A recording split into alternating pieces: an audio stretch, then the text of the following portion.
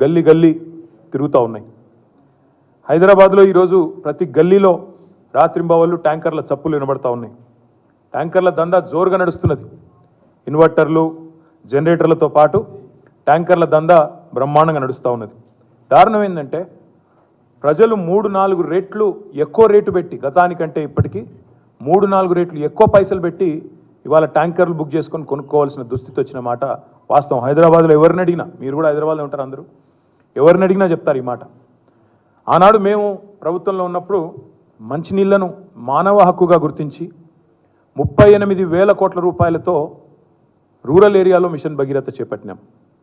దాదాపుగా మళ్ళీ 1,000 కోట్ల రూపాయలతో హైదరాబాద్ పట్టణానికి కూడా రాబోయే 50 ఏళ్ల పాటు ఇబ్బంది లేకుండా వాటర్ ప్రూఫింగ్, వాటర్ స్కేర్సిటీ లేకుండా చేసే ప్రయత్నం చాలా బ్రహ్మాండంగా చేసినాం.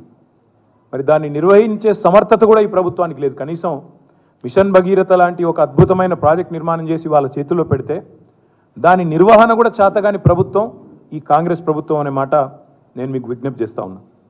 వాళ్ళ అనాలోచిత, ప్రణాళిక లేని, అవగాహన లేని విధానాల వల్ల ఇవాళ ఎండాకాలం ఇంకా ఇప్పుడే ప్రారంభమైంది. మార్చ్ ముగిసింది, ఇప్పుడు ఏప్రిల్లో అడుగుపెట్టినాం. ఇంకా మే, జూన్ ఇంకా తీవ్రం ఉంటుంది.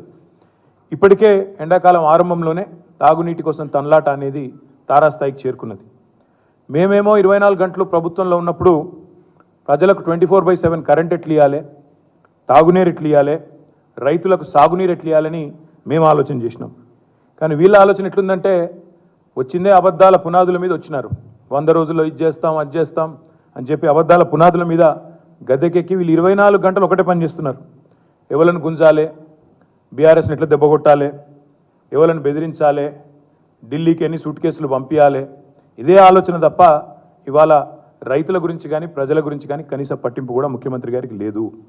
అందుకే సాగునీరు అందక ఒకవైపు రైతులు సతమతం అవుతున్నారు, తాగునీరు అందక ఒకవైపు ప్రజలు ఇబ్బందులు పడుతూ ఉన్నారు. 100% మళ్ళీ చెప్తా ఉన్నా, నొక్కి వక్కానిస్తా ఉన్నా, ఇది ప్రకృతి కరుణించకపోవడం వల్ల వచ్చిన నీటి కొరత కాదు. ఇది ముమ్మాటికి వైఫల్యాల కాంగ్రెస్ సృష్టించిన కృత్రిమ కొరత.